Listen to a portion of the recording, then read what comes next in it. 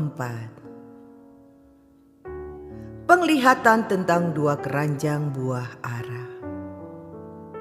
Lihatlah, Tuhan memperlihatkan kepadaku dua keranjang buah ara berdiri di hadapan bait Tuhan.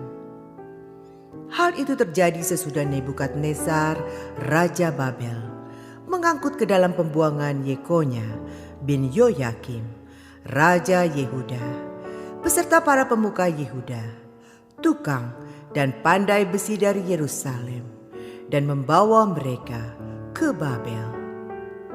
Keranjang yang satu berisi buah ara yang sangat baik, seperti buah ara bungaran. Tetapi keranjang yang lain berisi buah ara yang jelek, yang tak dapat dimakan karena jeleknya. Lalu berfirmanlah Tuhan kepadaku, apakah yang kau lihat, hai Yeremia? Maka jawabku, buah ara. Buah ara yang baik itu sangat baik, dan buah ara yang jelek yang tidak dapat dimakan karena jeleknya.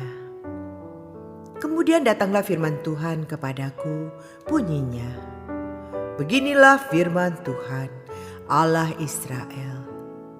Sama seperti buah ara yang baik ini, demikianlah aku akan memperhatikan untuk kebaikannya orang-orang Yehuda yang kubawa dari tempat ini ke dalam pembuangan, ke negeri orang-orang Kasdim.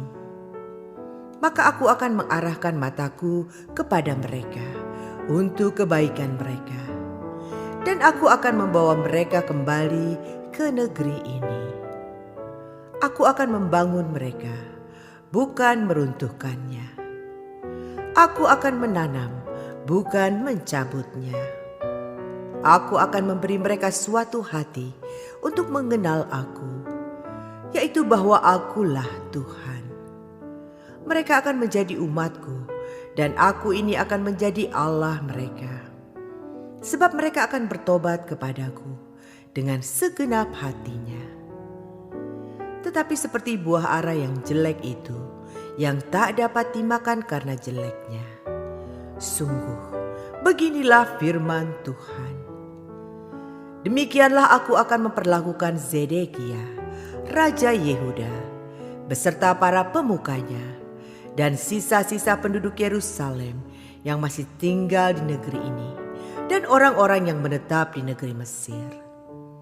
Aku akan membuat mereka menjadi kengerian bagi segala kerajaan di bumi, menjadi aib dan perumpamaan, menjadi sindiran dan kutuk di segala tempat kemana aku mencerai-beraikan mereka.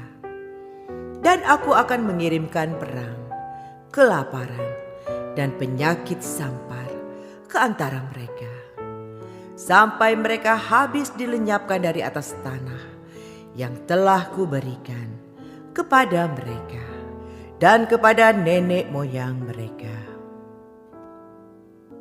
Yeremia 25. Yehuda akan dibuang ke Babel 70 tahun lamanya. Firman yang datang kepada Yeremia tentang segenap kaum Yehuda dalam tahun keempat pemerintahan Yoyakim bin Yosia, Raja Yehuda, yaitu dalam tahun pertama pemerintahan Nebukadnezar, Raja Babel. Firman itu telah disampaikan oleh Nabi Yeremia kepada segenap kaum Yehuda dan kepada segenap penduduk Yerusalem. Katanya, sejak dari tahun yang ke-13 pemerintahan Yosia bin Amon, Raja Yehuda, sampai hari ini, jadi sudah 23 tahun lamanya, firman Tuhan datang kepadaku, dan terus-menerus aku mengucapkannya kepadamu. Tetapi kamu tidak mau mendengarkannya. Juga Tuhan terus-menerus mengutus kepadamu semua hambanya, yakni nabi-nabi. Tetapi kamu tidak mau mendengarkan dan memperhatikannya. Kata mereka, bertobatlah masing-masing kamu dari tingkah langkahmu yang jahat dan dari perbuatan-perbuatanmu yang jahat. maka kamu akan tetap diam di tanah yang diberikan Tuhan kepadamu dan kepada nenek moyangmu dari selama-lamanya sampai selama-lamanya. Juga janganlah kamu mengikuti Allah lain untuk beribadah dan sujud menyembah kepadanya. Janganlah kamu menimbulkan sakit hatiku dengan buatan tanganmu, supaya jangan aku mendatangkan malapetaka kepadamu. Tetapi kamu tidak mendengarkan aku. Demikianlah firman Tuhan. Sehingga kamu menimbulkan sakit hatiku dengan buatan tanganmu untuk kemalanganmu sendiri. Sebab itu beginilah firman Tuhan semesta alam. Oleh karena kamu tidak mendengarkan perkataan-perkataanku, sesungguhnya aku akan mengerahkan semua kaum dari utara.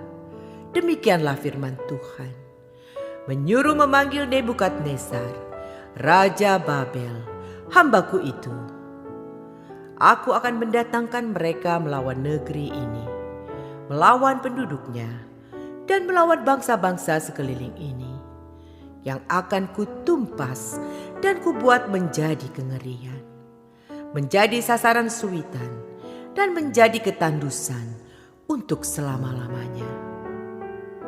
Aku akan melenyapkan dari antara mereka suara kegirangan dan suara sukacita, suara pengantin laki-laki dan pengantin perempuan, bunyi batu kilangan dan cahaya pelita. Maka seluruh negeri ini akan menjadi reruntuhan dan ketandusan, dan bangsa-bangsa ini akan menjadi hamba kepada Raja Babel 70 tahun lamanya. Kemudian sesudah genap ke-70 tahun itu, demikianlah firman Tuhan, maka aku akan melakukan pembalasan kepada Raja Babel dan kepada bangsa itu oleh karena kesalahan mereka, juga kepada negeri orang-orang Kasdim, dengan membuatnya menjadi tempat-tempat yang tandus untuk selama-lamanya. Aku akan menimpakan kepada negeri ini segala apa yang kufirmankan tentang dia, yaitu segala apa yang tertulis dalam kitab ini, seperti yang telah dinubuatkan Yeremia tentang segala bangsa itu.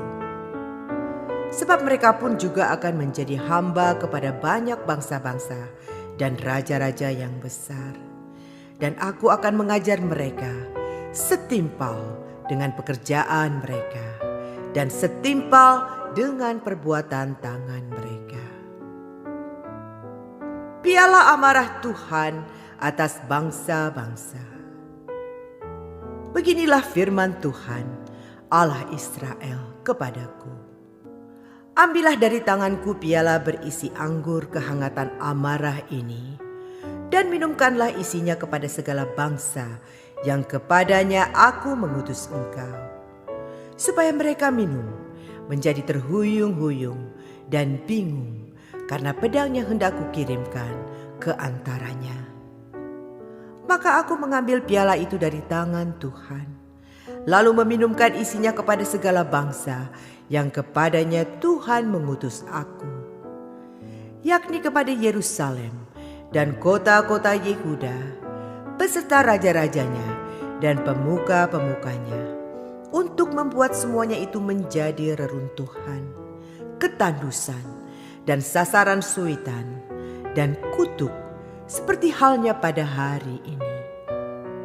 Kepada Firaun, Raja Mesir, beserta pegawai-pegawainya, dan pemuka-pemukanya, dan segenap rakyatnya, juga kepada semua orang campuran dari berbagai-bagai bangsa, kepada semua raja negeri Uz, kepada semua raja negeri Filistin, yakni Askelon, Gaza, Ekron, dan orang-orang yang masih tinggal hidup di Asdod, kepada Edom, Moab, dan Bani Amon, kepada semua raja Tirus, semua raja Sidon, dan kepada raja-raja tanah pesisir di seberang laut, kepada Dedan, Tema, Bus, dan kepada orang-orang yang berpotong tepi rambutnya berkeliling, kepada semua raja Arab yang tinggal di padang gurun, kepada semua raja Zimri, kepada semua raja Elam,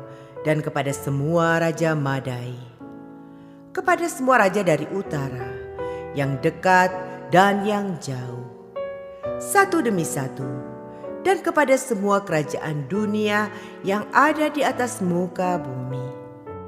Juga Raja Sesak akan meminumnya sesudah mereka. Kemudian haruslah kau katakan kepada mereka, beginilah firman Tuhan semesta alam, Allah Israel. Minumlah sampai mabuk dan muntah-muntah. Rebahlah dan jangan bangun lagi, oleh karena pedang yang hendak kukirimkan ke antara kamu. Tetapi apabila mereka enggan menerima piala itu dari tanganmu untuk meminum isinya, maka haruslah kau katakan kepada mereka, beginilah firman Tuhan semesta alam, kamu wajib meminumnya.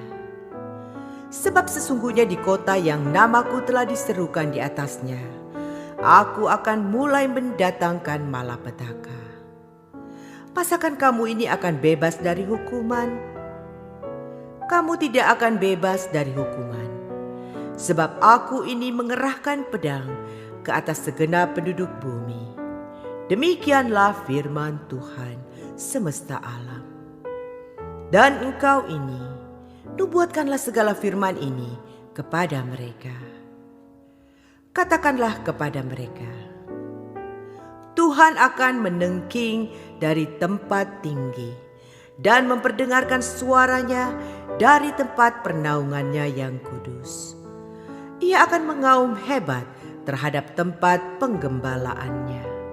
Suatu pekik seperti yang dipekikan pengirik-pengirik buah anggur terhadap segenap penduduk bumi. Deru perang akan sampai ke ujung bumi, sebab Tuhan mempunyai pengaduan terhadap bangsa-bangsa. Ia akan berperkara dengan segala makhluk. Orang-orang fasik akan diserahkannya kepada pedang. Demikianlah firman Tuhan. Beginilah firman Tuhan semesta alam. Sesungguhnya malapetaka akan menjalar dari bangsa ke bangsa. Suatu badai besar akan berkecamuk dari ujung-ujung bumi. Maka pada hari itu akan bergelimpangan orang-orang yang mati terbunuh oleh Tuhan dari ujung bumi sampai ke ujung bumi. Mereka tidak akan diratapi, tidak akan dikumpulkan, dan tidak akan dikuburkan. Mereka akan menjadi pupuk di ladang. Mengeluh dan berteriaklah, hai para gembala. Berguling-gulinglah dalam debu, hai pemimpin-pemimpin kawanan kambing domba. Sebab sudah genap waktunya, kamu akan disembelih, dan kamu akan rebah seperti domba jantan pilihan. Maka bagi para gembala tidak akan ada lagi kelepasan, dan bagi para pemimpin kawanan kambing domba tidak akan ada lagi keluputan. Dengar, para gembala berteriak, para pemimpin kawanan kambing domba mengeluh, sebab Tuhan telah merusakkan padang gembalaan mereka. Dan sunyi sepilah padang rumput yang sentosa, oleh karena murka Tuhan yang menyala-nyala itu. Seperti singa ia meninggalkan semak belukar persembunyiannya, sebab negeri mereka sudah menjadi ketandusan, oleh karena pedang yang dahsyat, oleh karena murkanya yang menyala-nyala.